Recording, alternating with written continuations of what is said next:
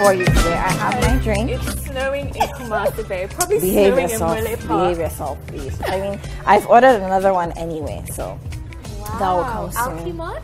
There's no alcohol in it. I'm not like you. I'm not a drunkard. What's the point of getting a cocktail if there's no alcohol? Anyway, welcome to Citi Scape on Citi TV. My name is Apioka and I'm here with the once in a while fabulous, the always fabulous Queen Emma Fayez. Thank you. I can hear the applause. Thank you very much. Where's your crown? Queens wear crowns. Can you not see it? No, it's not there. You're delusional again. Lenses. Anyway, today we're talking about something that I believe is very important to you, to us. It is, I know. We're talking about you, society, and social media. What are the do's and don'ts? What should you post? What shouldn't you post? How should you behave on social media? Should you be polluting the internet with ignorance? Fake news. Fake news. You know, should you be trolling people? You know, is it a good thing to troll? Are people really living their best lives on social media? Are they telling us lies? So many things to talk about. What kinds of businesses can you do with social media? I mean, today we're talking about you, society, social media. It's all about you today. So let's get into this conversation. Welcome to Citi Scape on Citi TV.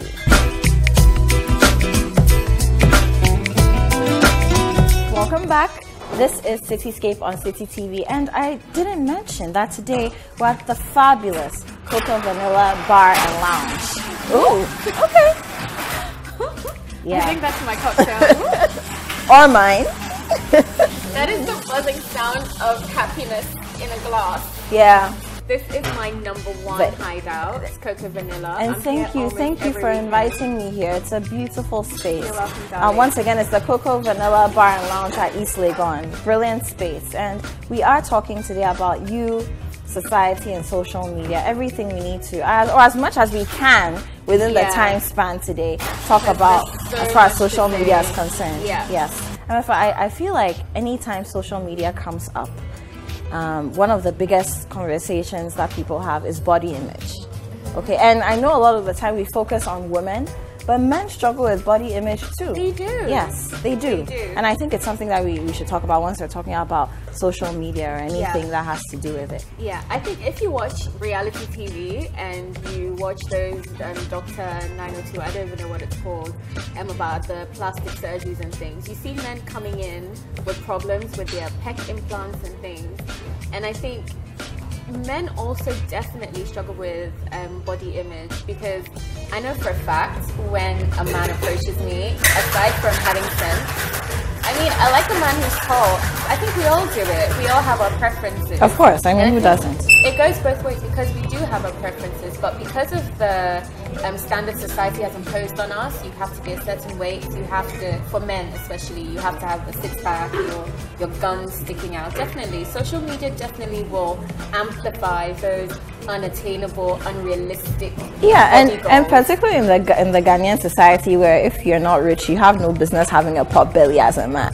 You haven't arrived in life. No, really. Why do you have a pot belly? Where's the money coming from? Be nice. Okay, I'm sorry. But really, and then we have what we're calling for women the Instagram body, you know, the figure 8, you know. That's not even a figure 8. That's a figure 1000, because your waist is tiny, and then you've got the assets to go with it as well.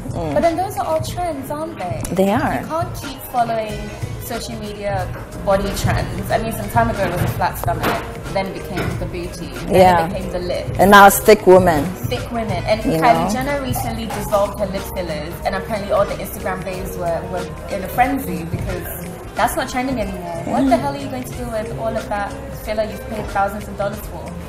I mean, it's interesting that fashion and the way we look has moved from just the clothes we put on our bodies the shoes we wear on our feet, the hair we have on our heads, the makeup on our faces, to now actually tweaking your body. I mean, it's always been around, but usually you'd hear it amongst high society, people, movie industry, Hollywood, but now everybody's doing it. People are saving up lots of money and traveling to all sorts of places. Recently in Ghana, we had this Obingfo saga, which is still in court. And women wanting to have flat stomachs, wanting their waist to be a certain size, cinch it in. And it scares me. It scares me just because you want to take certain kinds of pictures and put them on social media. There are some women, and some men for that matter, who never take full body shots. It's just their faces, just their heads, the neck up, just because they feel they don't look good enough. I don't understand how you are constructed. The human form, which is so organic, which changes with age and circumstance. I don't even see how that could become a trend. Can we blame social media though for all of this? I think to a large extent we can. Social media definitely I think exactly precisely what I was going to say. That's what it does. Social media amplifies your insecurities because people's beauty, handsomeness, the best lives they're living are right in your face, and it's very fluid. I mean, now on Instagram, for example, to use that again, depending on what you looked at yesterday, the algorithms will rework things for you and show you things that they think you're interested in. So constantly you're seeing people who are purported to be the most beautiful, the melanin babes, the guys with all the six packs, the beard gang. Everybody is out there, forgetting that there are filters and Photoshop and all that. You don't have to all the time. To get that appearance, just edit it a little bit if you're that desperate. And now when people meet you in person, I know, right?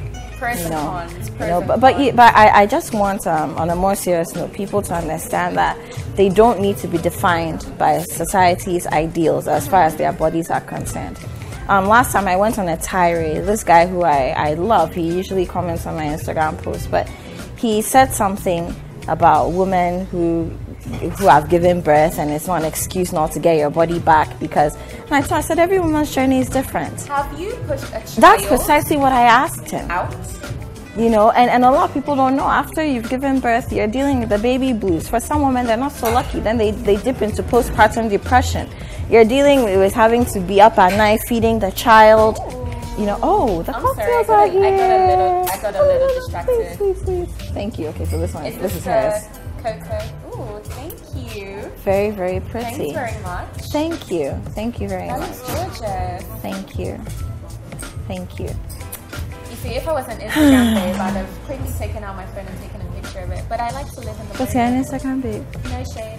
But back to the conversation, I want people to understand that they really, really, really don't have to be defined by the things they're seeing on the internet, on social media, be it on Facebook, on Instagram, on Twitter. Be confident in who you are. And by all means, if you're not happy with the way you look, do something organic about it. Hit the gym if you have to. If you want to put on more weight, eat. And there are certain things, look, if your bum is flat, your bum is flat. Wear things that flatter your flat bum. I don't feel like she's throwing shade at me. I'm not, but your bum is not flat. It's not hefty, but it's not flat. I like my little bum the way it is. Thank you very much. But honestly, going back to what you said about if you're not happy with something, go do something organic. If the science is there, why shouldn't we take advantage? That's another conversation, you see. But I feel as though if you don't necessarily have the money to travel to Belgium or to Brazil or to wherever it is people are going to do these expensive surgeries, I mean, you're barely able to raise your 2 years in advance rent. Okay. I think it's a very fine line, and I think that people need to be happy with who they are. Yeah. And sometimes who you are is not necessarily what you're happy with. Exactly. But my point is, if that insecurity is being triggered by something you're seeing on social media, then we need to question it. You see, what we see on social media a lot of the time is the facade. Yeah. It's not real. It's not real. And I know we'll get more into that aspect of the conversation later, but But I agree with you, because social media has fueled a culture of self-objectification where you are living by standards that are imposed on you by society, where someone thinks you should be a certain way in order to appeal to, you know, the masses. So in turn, you feel like, you know, you should alter your waist, or you should get a bit of lipo done. But I agree with you as well when you say you should know your worth. You should know exactly who you are. I mean, I know for a fact that I am not 100% happy as it is right now. I'm not. I think that's a problem a lot of people do. But I also know that I am happy enough with who I am, but I'm also comfortable and confident enough to say that if I had some extra income, if I was brave enough to get a nip and a tuck, I would do it. But that's not because my whole existence depends on that nip and tuck. Exactly. It's just an addition, it's an add-on, yeah. You know? But I know that there are people out there who feel so incomplete without... No, absolutely. I mean, I have extremely bad teeth. I was born with bad teeth. I inherited them from my father. My mom has brilliant teeth. I didn't get them, you know? And you know, there are times when I wish I were able to amass the kind of money that it would take to just go and change my whole mouth, you know, basically. But it doesn't stop me from smiling. It doesn't stop me from talking on camera. Well. You know, it doesn't stop me. I mean, occasionally I might be a little insecure about it or conscious about it, but it doesn't mean that it makes me any less of a person. It definitely doesn't mean that I won't take pictures and put them on social media because I don't look, my smile doesn't look like someone else's. You get where I'm coming from. But, I mean, that's one thing. Let's talk a little bit about social media and the workplace. I know our HR manager and many others would be very excited about this conversation. Excited, yeah. Do you feel as though there are a lot of people who go to work and spend all their time on social media? Of course. Of course. Listen. And smartphones don't help, do they? Smartphones don't help. And also when now you can access all your social media on your desktop. I mean, when WhatsApp, for example, became available online, oh my goodness, you see people busy typing away. You ask for your work and they're like, oh, madam, scratching head. Oh, madam is coming. But you were typing busily an hour ago. So what were you doing? You were chatting. Chatting on Facebook. Chatting on Facebook, chatting on WhatsApp, scrolling through Instagram. I think for people who need social media for work, like you and I, we have a healthy balance. I can speak for you, I can speak for myself, because I know for a fact that we work. But then when it's time to do work on social media, we also get that done. Absolutely. But we also definitely spend time enjoying social media just for the fun of it. Of course. And I think it's all about balance.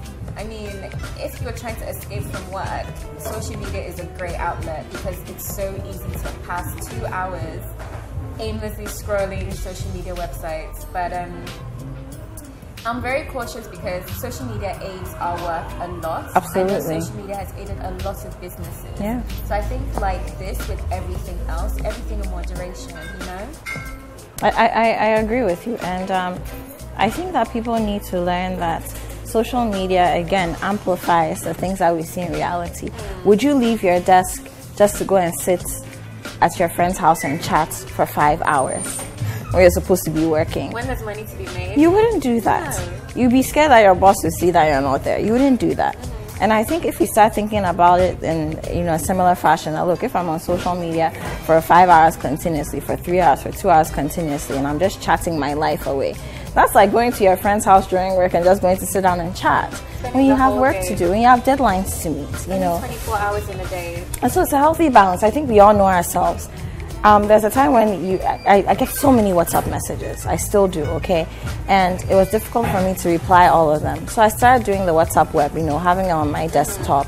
And then I give myself 30-minute blocks. So every 30 minutes I go check and I look out for specific messages because typically, the important ones that are coming through, just taking a look, seeing what I have to reply. And then later on in the evening, when I'm winding down, I can reply every other thing that needs to be replied, I think it's all about balance because going back to needing social media for work, I mean, there's some people that might reach out to me and you on social media and answering those replies on whether it's Facebook or Instagram, you're very tempted to spend an extra 15 minutes scrolling through. I think that's absolutely fine as long as you know yourself and you are able to balance that out with the work you actually need to get done. So it's all about moderation. And as long as you know that you're going to meet that 5 p.m. deadline, And I think that people need to be more circumspect about it. Maybe you just need to think, you need to breathe a little. You know, social media can be helpful with that. Yeah, it can help with inspiration if you need a bit of inspiration for creativity. Absolutely. I mean, it definitely helps, but it's all about that balance. I can't tell you the and number discipline. Discipline. Yeah, I can't tell you the number of times I've been waiting for work to be done. I've been waiting for things to be dropped at my desk. And I go and check in and I see you watching movies on YouTube. You know who you are. Oh, so we're putting people out there. Okay. You know exactly Okay. who you are. You be watching movies on YouTube, be playing, what is it, Bejeweled and all sorts. I mean, that's the social media. But you know what I mean. You have work to do and it's all about balance. Another thing I want us to talk about is something that I think is quite serious, and I like to call it social media etiquette. I feel like a lot of people are very, let me put it in the Ghanaian, but a lot of people are very bush on social media. And I'm not talking about the way people dress and the pictures they take. No, I'm just talking about the way they relate to other people on social media. I think just as you'd enter a place and greet people, boss, good morning, madam, good afternoon, good evening, how are you doing? I think that there's a certain kind of etiquette that you would exercise on social media. Just like you're sitting at a table, you're not going to pick food from somebody else's plate. It's bad etiquette at the table. Same way there's etiquette on social media. Would you agree? Would I agree? Well, of course, yes. Sweetheart, oh my goodness. I mean, I totally understand that social media has changed the way we communicate. I mean, that goes without saying. But even the way you approach someone on social media, I mean, none of this, for example, you see me wearing a certain lipstick on social media. None of this, where's that lipstick from? Am I your child? Do I owe you money? No. Hello, hi. Oh, I absolutely love your lipstick. Can you tell me where I can? Just be nice. Just be polite. No, I mean, even if you thought it didn't flatter me, why can't you slide into my DM? We'll talk about sliding into DMs for other reasons later. But why can't you just send me a nice message and say, "Oh, I'm a Farah Pioko. You know what? I saw you wearing this, and I didn't think it was becoming of you." You want to know where to get it from? Just ask me nicely. The fact that I've put it up doesn't give you license to demand things from me. You know. Yeah. But MFA, we'll come back to this conversation about social media etiquette. Let's take a quick break. You're watching Citi Scape on Citi TV, and we're talking about you, society, and social media.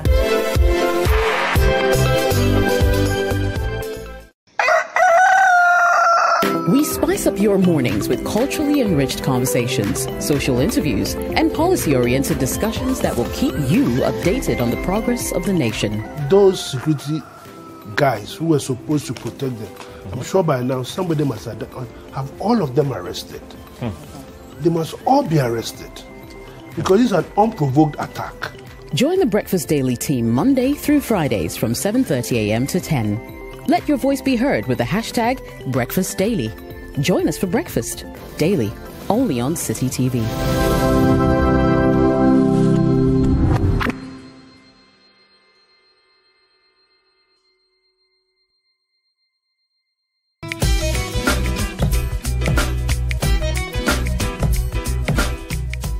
Okay, welcome back. This is Citi Scape on Citi TV, and we are at the fabulous Coca Vanilla Bar and Lounge at East Legon. MFA, what are you drinking? A lot of ice. A lot of ice. Cocoa paradise. So I have a virgin pina colada. Don't comment on the virgin. How did you know? Before we went on the break, we told you we're talking about you, society, and social media. That's what the conversation is about today. And we were talking about social media etiquette. And MFA said some really interesting things for once.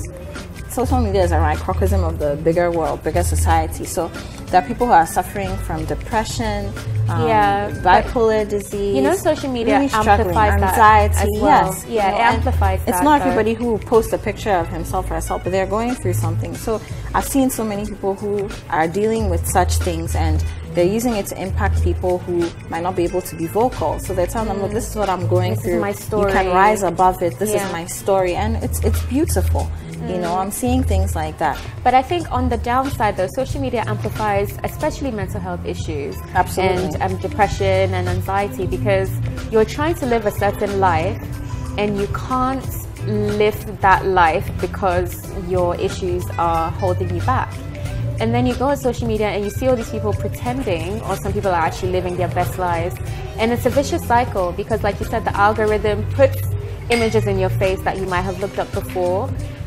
What I would say is the best piece of advice I've received recently is that when you wake up, the first thing should not be to go on your phone. Even if you don't believe in God, just be grateful for what you have.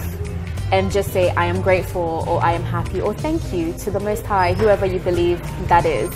But I think going on social media, especially when you're struggling with mental health issues, it might not necessarily be the best thing for you. You know? I agree with you. And just to end everything, I just want us to tie that into the posers on social media. Look, and again, I want to speak directly to our viewers. You go on social media, there are so many things you see, things that people are doing or appear to be doing. People are driving certain cars, living in certain houses, wearing certain clothes. Sometimes borrowing clothes. That's what it is. Sometimes. Not blogging. Sometimes they borrow clothes, they owe for these things, and then you sit down thinking, you know what? I'm 30, I'm 28, I'm this and that. I have a degree in this and that, or I haven't had an education. I can never attain that. Look, there are a lot of posers in this town, and living in a space like Ghana. You know, especially if you're living in the capital, Accra, it's very easy to pose and get away with it.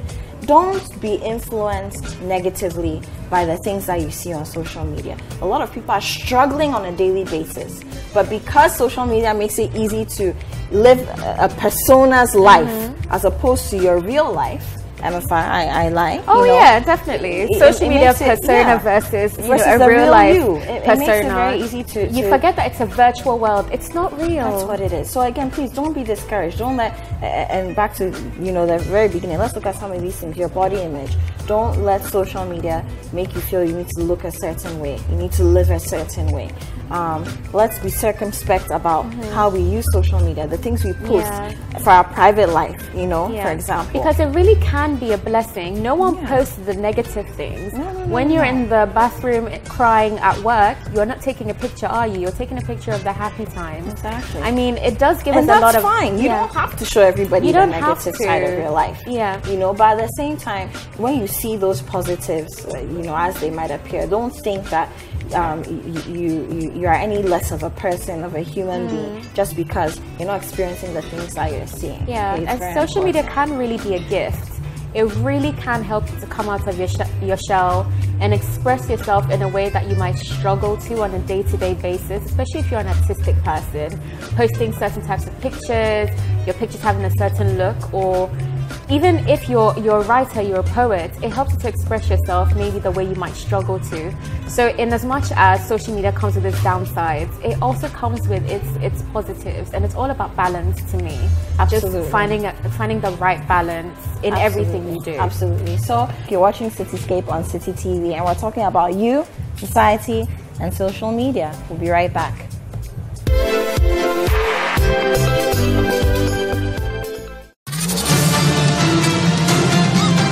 Get the backstory of the major news stories on Press Conference. Hear from the editors and the reporters behind the biggest stories of the week. The university needs to think and reconsider. There are women who are in our universities who have been sexually molested for grades. That doesn't matter. Press Conference, every Sunday at 9 p.m. with Duke Mensa Opoku. Only on Citi TV.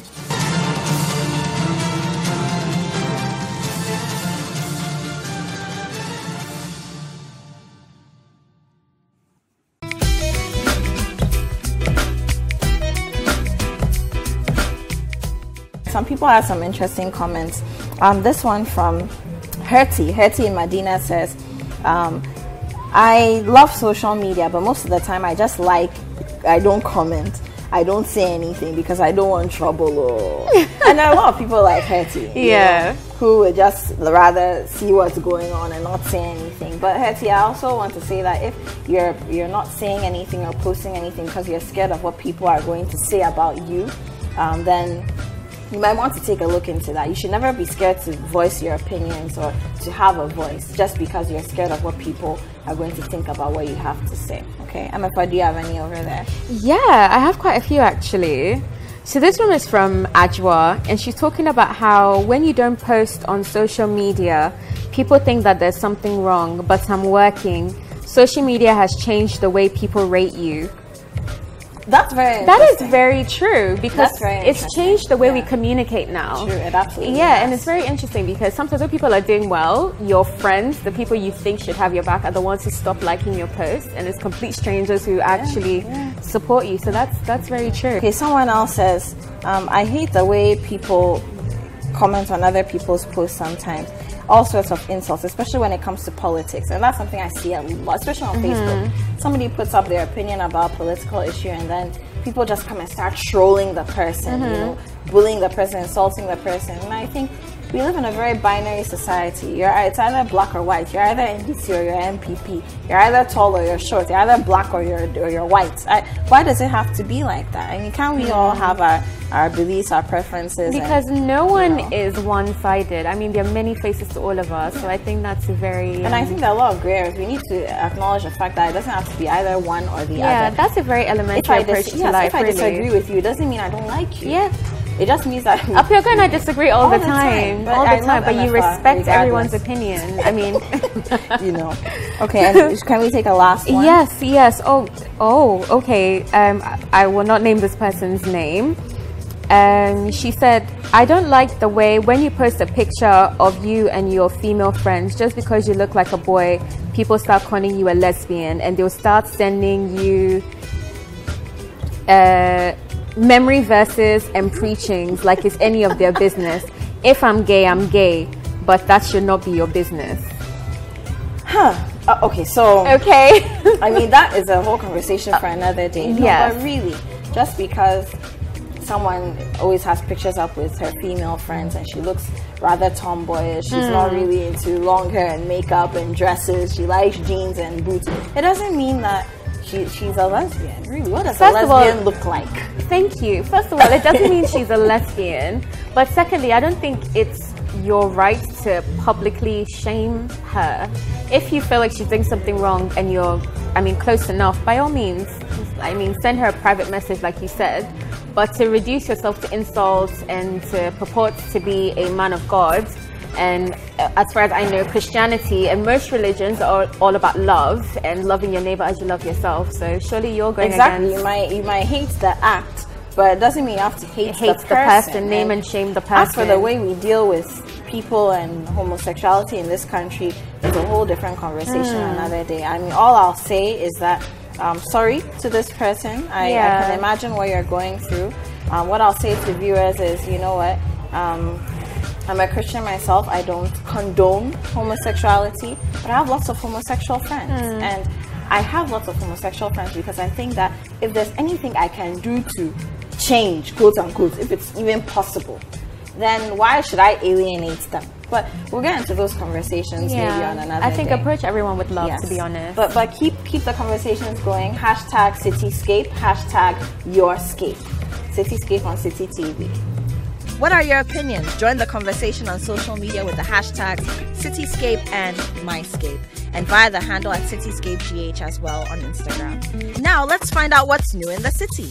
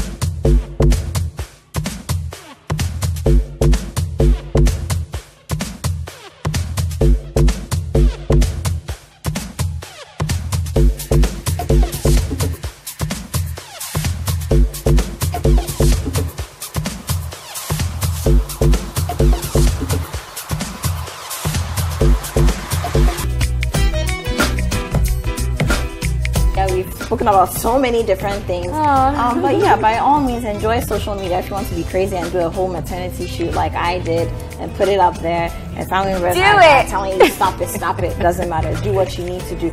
But just make sure that whatever you're posting, whatever you're doing on social media, is something that for the most part you're not going to have regrets about. And please be safe, be careful, and remember this is Citi Scape on Citi TV. My name is Apioko. And I am Queen Emma. Thanks for joining us.